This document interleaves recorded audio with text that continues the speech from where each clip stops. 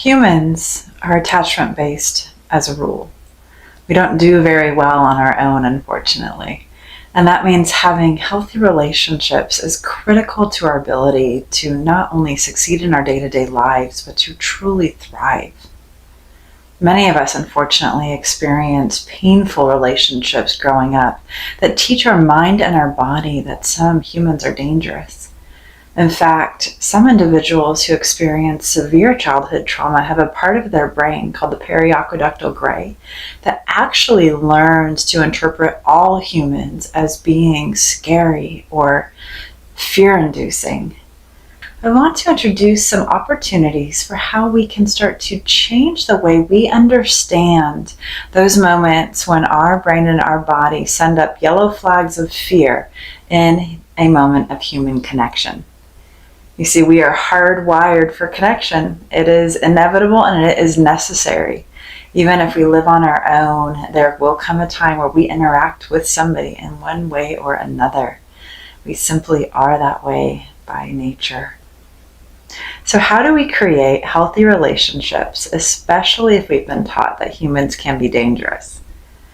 It's not as hard as it sounds, although I do recognize that it is a big ask.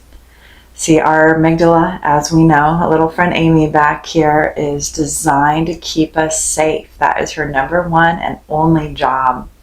And if we've been hurt by other humans, then she will send out warning signs if she perceives a threat. One of the things that's really interesting about our amygdala is that it encodes sensory experiences along with thoughts and feelings and body sensations in a moment of threat or trauma. So she'll remember tiny nuances, even the color of a shirt that somebody was wearing when we were hurt, or the feel of a hand on us, even the color of somebody's eyes, or the tone of voice in a moment of a tense or difficult conversation, if it's a difficult enough conversation for her to send up a warning flag that we might be in danger. Having this information at our disposal is really, really important to help us start to create space when we get triggered, when we start to feel like our brain and our body are moving outside of our control. So I'd like to invite you to think back to a couple different interactions you've had in the previous weeks with humans, humans that you like, humans you feel neutral about, or humans that you maybe don't even like.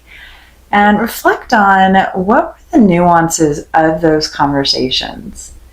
Ideally, pick 3 and grab a pen and a paper to do this exercise with, because we know journaling really helps deepen our self-awareness. There's a ton of science on that, which is really cool.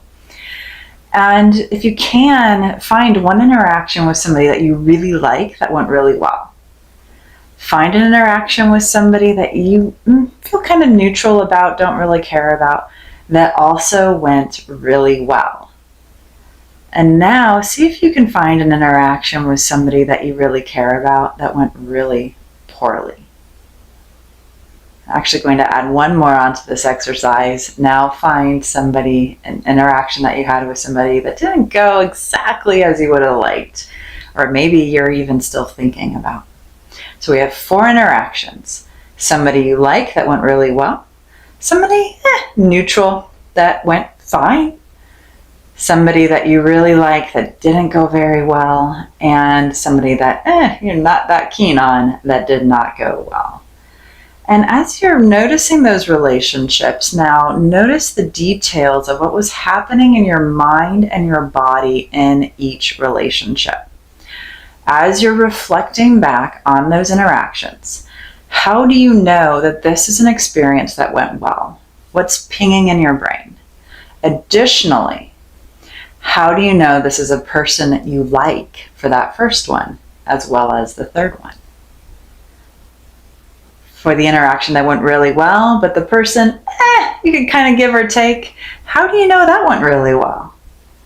And what's different in your mind and your body as you notice that that's somebody that you're not that invested in?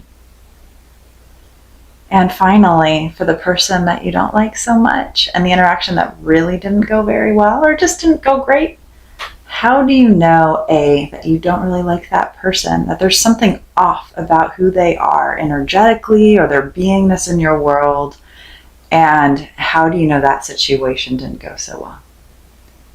Now, cross-compare these experiences. What are the patterns that are the same? What are the patterns that are different in each one?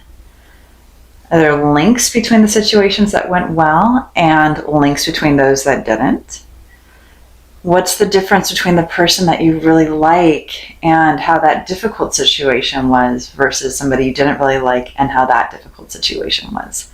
These little data points are critical for starting to understand your interpersonal interactions with the world around you. Because I bet that there's some pretty big differences in the interaction that went well and didn't. Well, that's obvious, right? What about the interaction that didn't go so well with the person you really, really like, and the interaction with the person that you don't really like that didn't go very well? You see, we bring preconceived notions into every moment. And until we really start to learn about ourselves and how our brain and our body shows up in these interactions, we're operating in the blind.